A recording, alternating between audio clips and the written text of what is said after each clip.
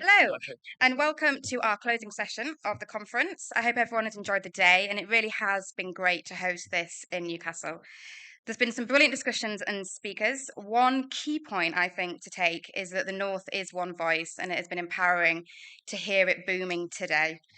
We hear so much about the challenges, what the mission is, and what the visions are. But as many of the speakers have said today, we need to now see the outcomes. We need these future plans, visions, and promises to become the present. So, joining me on this panel this afternoon is Martin Tugwell, who is the Chief Executive of Transport for the North, Lord Patrick Mcloughlin, who's Chair of Transport for the North, and our Transport Secretary, Mark Harper.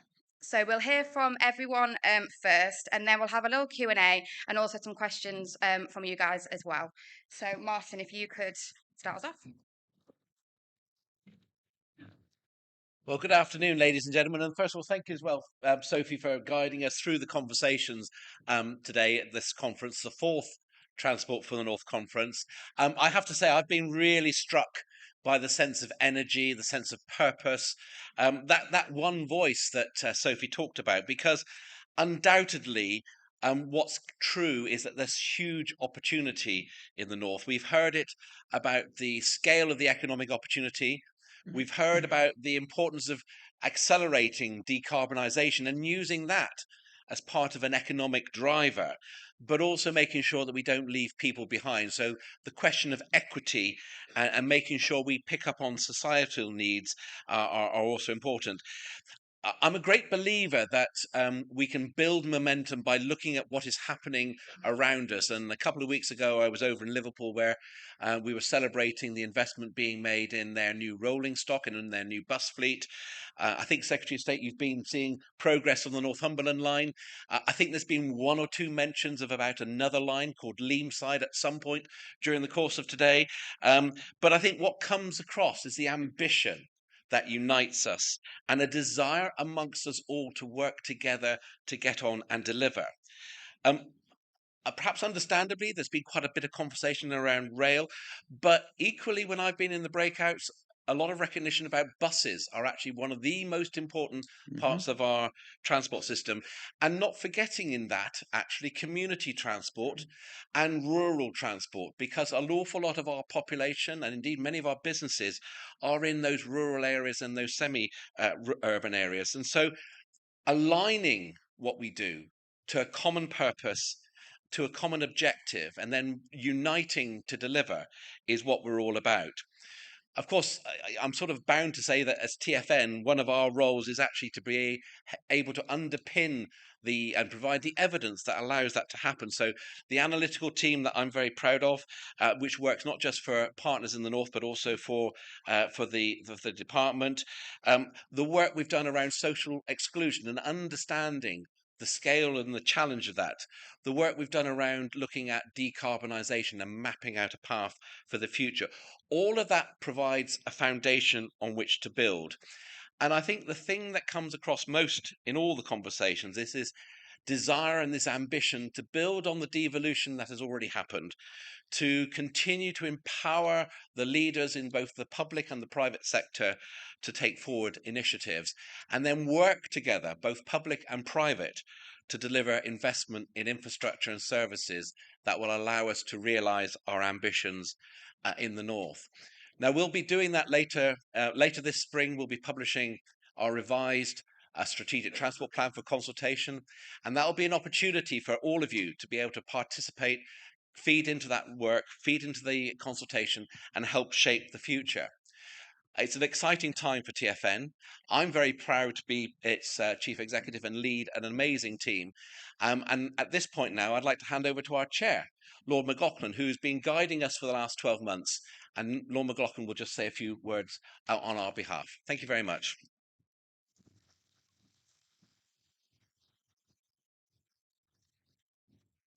Well, Martin, thank you very much indeed, and a very warm welcome to you all after today's conference. We've had a conference which has set out and talked about a range of transport issues. What I am certainly in my own mind of is how transport touches everybody every day. And Secretary of State, I remember from my time in the department just exactly how important every mode of transport is to different people. Whether it is the opportunities of young people to be able to get to college or university, the older people that sometimes feel isolated and left out if they can't get some form of transport into a town or a village. So it really does cover a huge plethora of areas. I was Keith Little, who is one of our representatives for Transport for the North of Cumbria. I remember meeting him just after the floods in the Lake District, and we were talking about repairing a road. And I remember tasking Highways England, Jim O'Sullivan, who was then chief executive, with repairing that particular road. To which he said, Secretary of State, there is no precedence for Highways England to interfere in local roads. I said, well, I always like to create one. And we did. And that was one of the rewarding things about doing the job. This morning we heard from Jamie Driscoll just about all the history around this particular area, about railways and the start of a railway revolution and how part of it was developed not very far from where we're actually seated at the moment. I had 4 incredible years enjoying the job of Transport Secretary. The only problem sometimes was that once you've delivered a project, and I'm sure you're going to find this, Secretary of State, everybody takes that for granted. And you think you've achieved and you think they're satisfied, but as soon as you've delivered it, there'll be another one that's just waiting that they want to see addressed. Secretary of State, you made a very important speech just a few weeks ago about GBR and the setting up of Great British Railways. And we had a briefing this morning from part of the transition team as to some of the work that is taking place on that. Railways are of fundamental importance, but they're a part of the transport issue, and there are lots of other parts of it as well. And we are really, really pleased that you found time in what I know is a chaotic schedule for any Secretary of State to come here today to Newcastle to address us. And we very much look forward to hearing what you've got to say.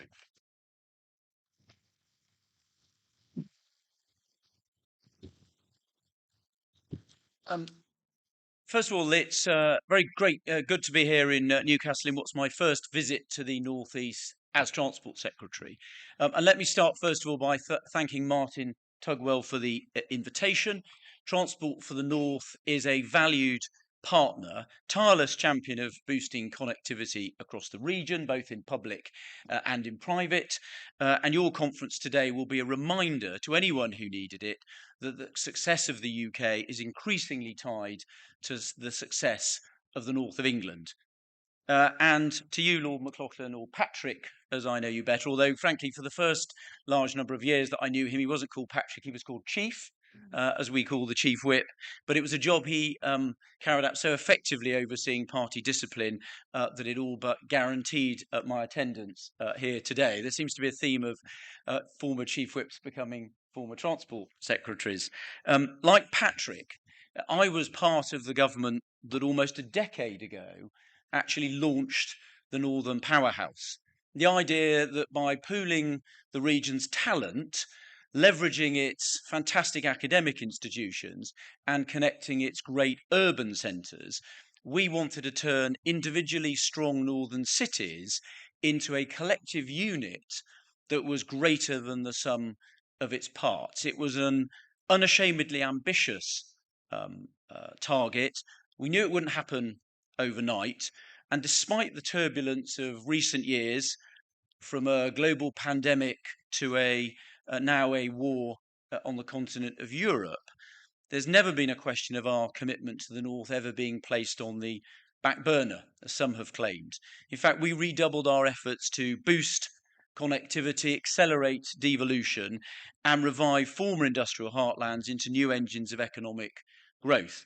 The spirit of that original mission, which we launched 9 years ago, is still alive today. A fundamental belief that a better connected, well-funded, and strongly represented north of England isn't just essential for this region, but actually for the stronger economy that the whole country needs. Now, we all know the benefits of improved connectivity, the investment it attracts, the jobs it creates, and the talent it retains. So even in this tough fiscal climate, where last November the Chancellor had to make difficult yet responsible decisions to restore economic stability, we protected transport infrastructure spending across the north.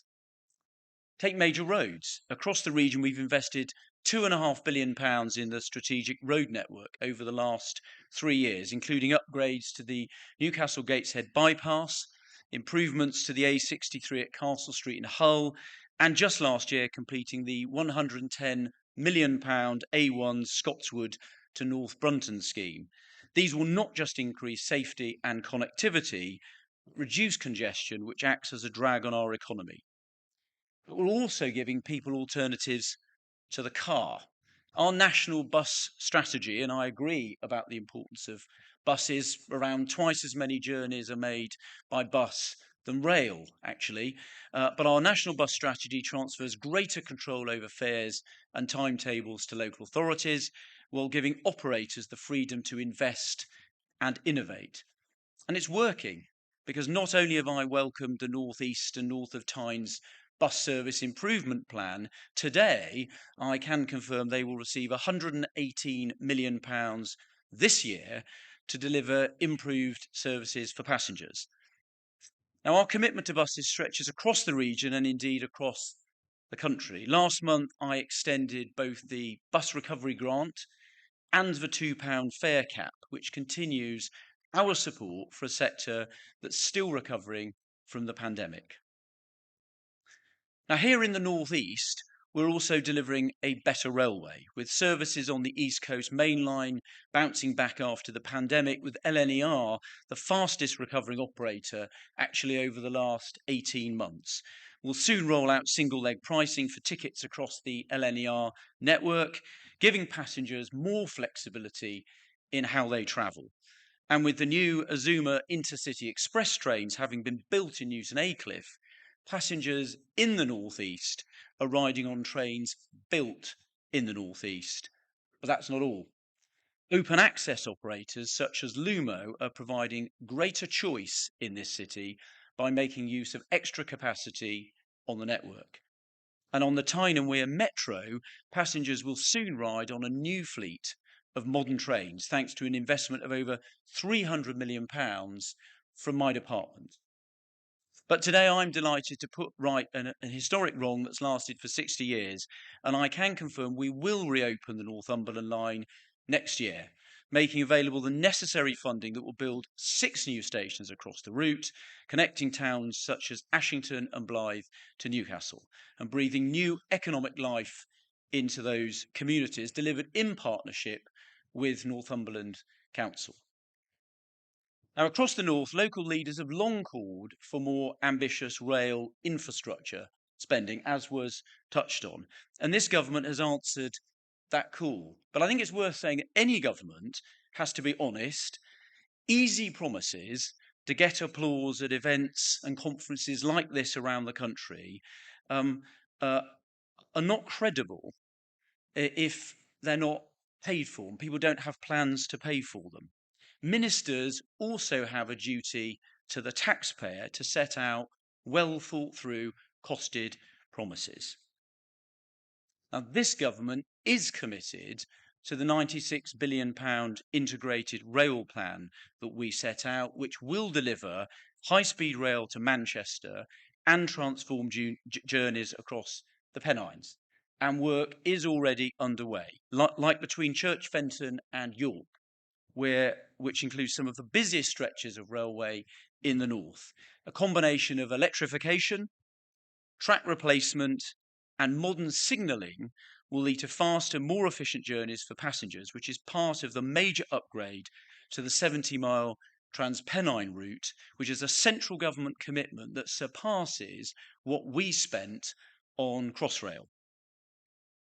Now, one thing is obvious, even with that investment, the single biggest investment since the creation of the railways right here in the North East, that'll be quickly forgotten if operators cannot deliver services that are up to scratch. And if passengers are regularly let down by industrial action as a result of the unions refusing to put reasonable pay offers to their members, the Rail Minister, Hugh Merriman, and I have made clear to the relevant managing directors that services on Avanti West Coast and Transpennine Express routes must improve. It's good to see Avanti weekday services are starting to improve, but there is more to do so that passengers don't face the unacceptable levels of disruption that they have done over the past 9 months. But also, if trade unions continue to reject pay offers and refuse to undertake reforms that are accepted in any modern industry, then it will be impossible to provide consistent and reliable services for passengers.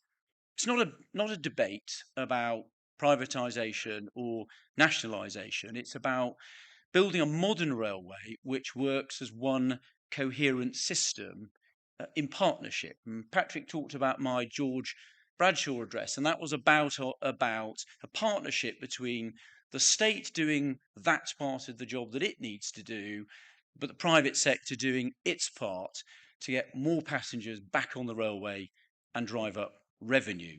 It's about better decisions to improve the passenger experience. And if we don't do that and get more revenue, that's the only way we're going to build a sustainable long-term railway system, which isn't at the mercy of antiquated working practices that prevent a reliable 7-day-a-week railway or that hold us back from improving the resilience of infrastructure. Reform won't just benefit passengers and freight customers, it'll also benefit the workforce who want to be part, I think, of a growing sustainable industry, and it's only that that can fund the pay rises that they expect. Almost the entire industry recognises the need to move forward, including unions such as the TSSA, whose members recently accepted a 5% plus 4% pay offer over 2 years. And it's a great sadness to me that the RMT have refused to put that same offer to their members, seemingly intent on thwarting the modernisation of the railways. My message to them is simple. Reconsider. A best and final pay offer has been made. Your members deserve to have the final say. So let them make that decision in a referendum. Now, I've spoken about what we're delivering for the North, but just as important are the powers that we're delivering to the North. Over 75% of this region is now covered by devolution deals, including the North East, which will now form a new mayoral combined authority under a single mayor with a £1.4 billion settlement to fund local priorities. And you don't need to look far to see what a determined and empowered mayor can achieve. Ben Houchen has revived Teesside International Airport from the brink of closure, opened the largest free port in the country, which will attract investment and jobs. What Ben and others are doing across the North is important to me, not just because, as a small and big C Conservative, I've long championed the principle of more power in local hands, but because as a constituency MP in rural Gloucestershire for almost 20 years, I empathise with those who feel that Whitehall doesn't always understand the transport needs of local communities. And it was touched on the needs of rural communities, for example, to make sure we've got transport that fits our needs. So while central government must always ensure value for money for the taxpayer, I firmly believe more decisions should be made by local people in local areas and for local needs. So through the Levelling Up Fund and sustainable transport settlements, we've made over £3 billion in funding available for regional leaders to transform local transport according to their priorities.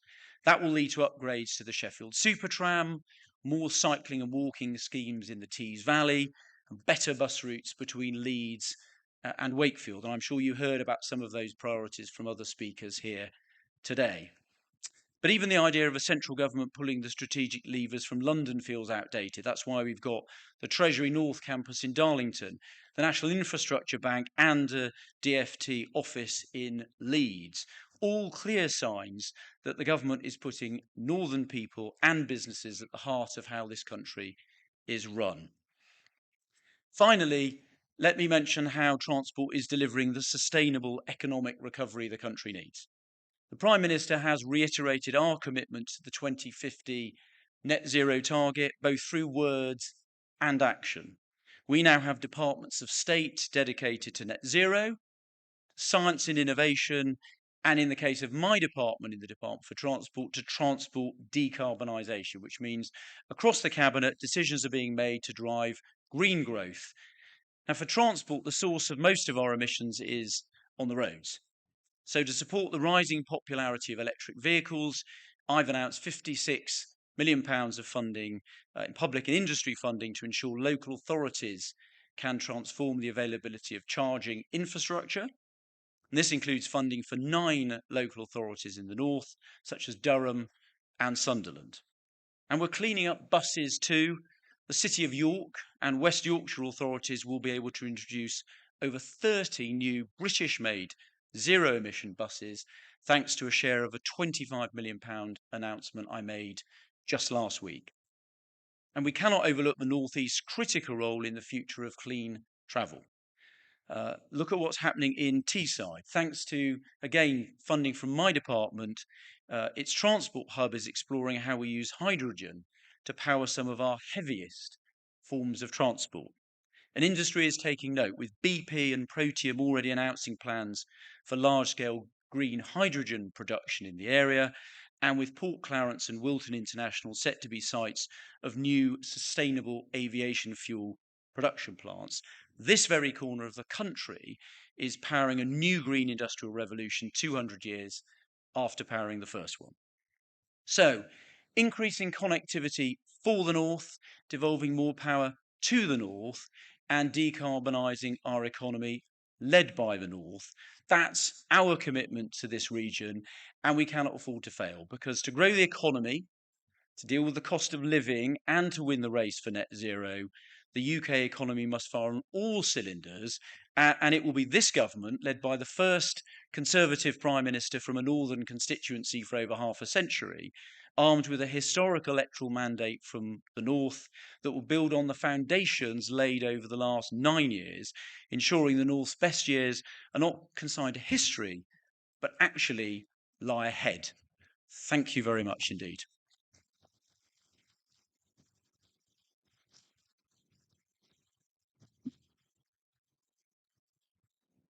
Great.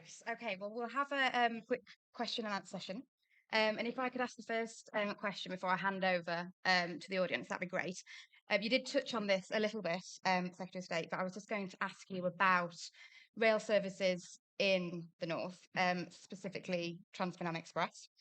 Trans-Pennine Express is on track to cancel over 20,000 trains this year, and all while fares are going up. We are aware that it could have its contract extended another 8 years in May. Is there any update you can give on that? It's something that obviously people are quite concerned about. I know a lot of people have struggled even today to get here. It has been described as chaos at times. Is there anything that you can say yet about the decision on the contract?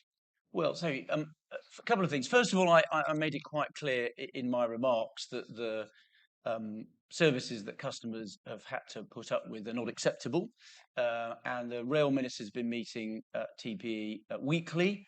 And I met the managing director of that company recently with the Rail Minister, and we made that very clear. So that's the first point. I don't know whether the 20,000 number, I think, is slightly made up forward projection that I don't think it's terribly reliable. But I take your general point, which is services have not been good enough.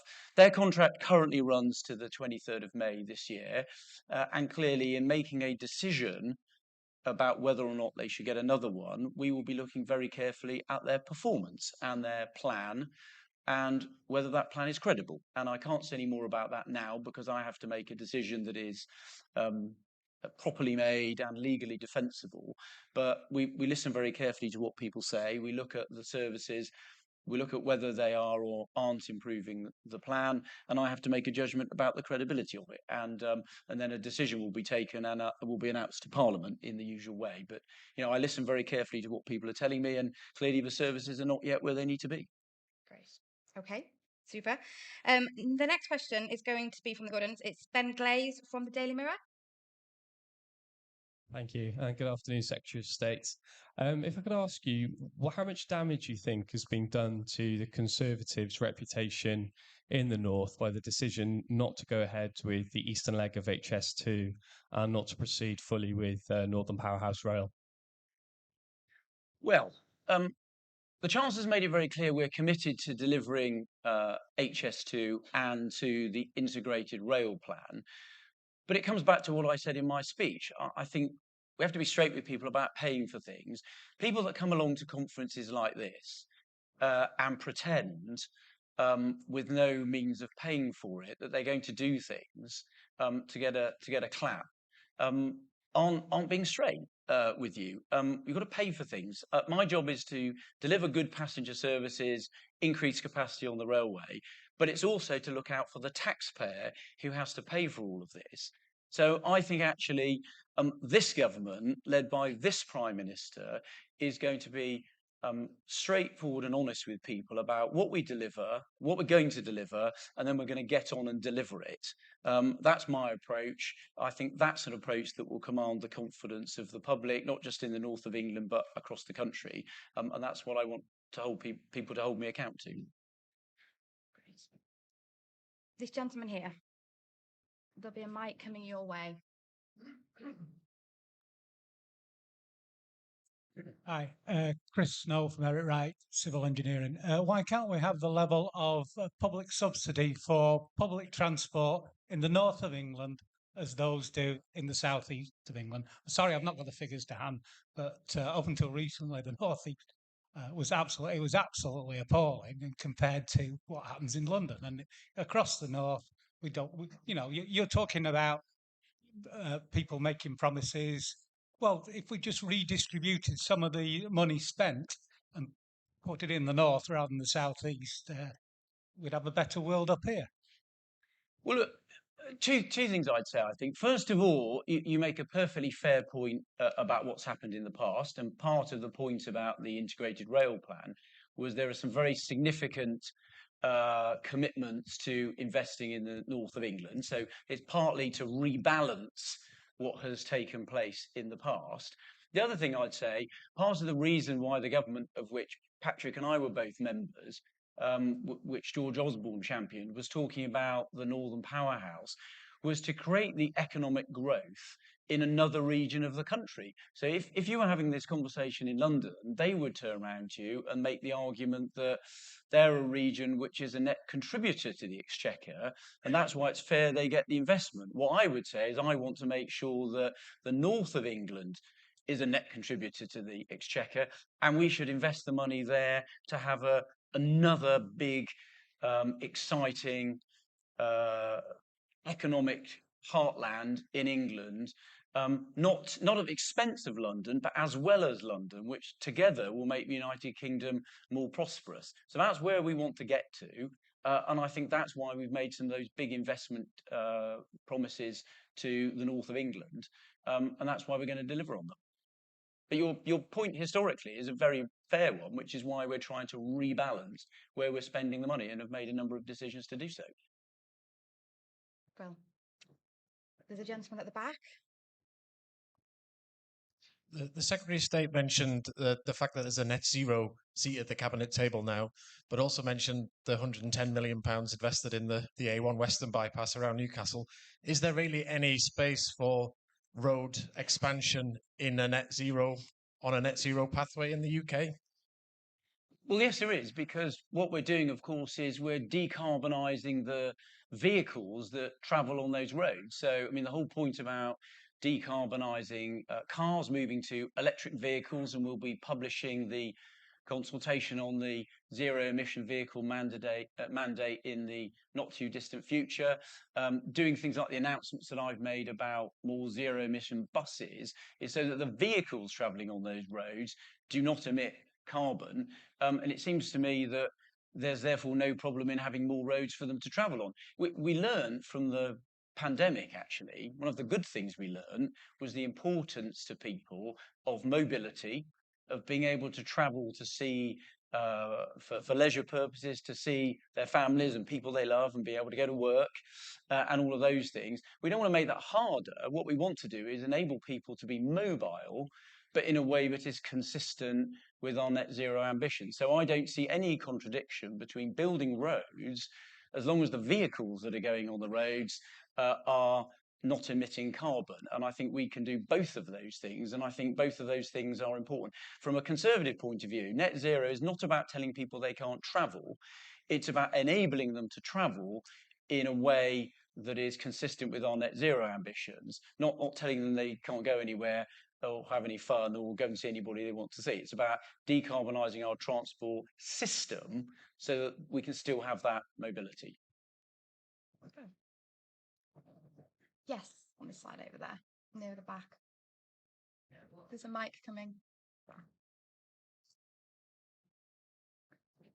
Well, I'll just touch on a few things. Again, there's just so much I would like to say, but there's not the time. Well, first of all, I'm a guard for West Midlands Trains. You've talked about the unions shouldn't do this, shouldn't do that. They should put the pay offer. Well, most of us aren't too worried about the pay. It's the conditions you're trying to impose on us. You know, driver-controlled operation or driver-only operation isn't off the table. You said that the train companies could introduce it as separate of this dispute. You know, why are you doing this? Why is the full role of the guard not guaranteed? Because from a safety point of view, we should always be closing the doors. And not one driver I've spoken to has said that they want that. Well, first of all, on the discussions with the RMT, the DCO, DOO, driver-only operation or driver-controlled operation wasn't something we were insisting on at all. I would just make the point that 55% of passenger journeys already take place on railways where driver-only operation or driver-controlled operation is the norm. It's a perfectly safe system, but we haven't actually been insisting on it at all. My argument with the RMT is we've made both Network Rail and the train operating companies have made a very fair and reasonable offer. It's the best and final offer. And what I would say is they should put it to their members and let their members decide. At the moment, members of that union are not even being allowed to make a decision. And it seems to me not reasonable that the union executive are not allowing their members to make a decision. I'm perfectly happy. If members should make the decision, I think it's a fair and reasonable offer. There are very reasonable reforms being asked for by Network Rail about using modern technology to deliver a safe network. And on the train operating company side, I think it's reasonable we have a rail service that works in a resilient way 7 days a week. And one of the things from the pandemic is we've seen leisure travel bounce back much faster than business or commuter travel. And the rail network is not currently financially sustainable with the number of people using it. I do not want to have to take cost out of the system by reducing services. I want innovation. I want more people to use trains, drive up revenue, and have a better rail network. That is ultimately what's in the interest of the people that work on the railway. And I want to work in partnership to deliver that outcome. And I hope the rail unions will do so as well. Yes, but driver controlled or DOO is not safe, because I've done safety briefs and the trap and drag incidents on the network have come where that system is in place. Well, look, and you're saying, oh, not, business and commuter traffic's down. Well, how's about proactively trying to get it back up, like in London, abolishing the peak fares, having off peak at between say 7 and 9 in the morning, where you get people back on the network. Well, look, let me just let you have a second bite of the cherry. Look, first of all, whether people like it or not, there's been some big changes, right? Post-pandemic, the world isn't going to go back how it was.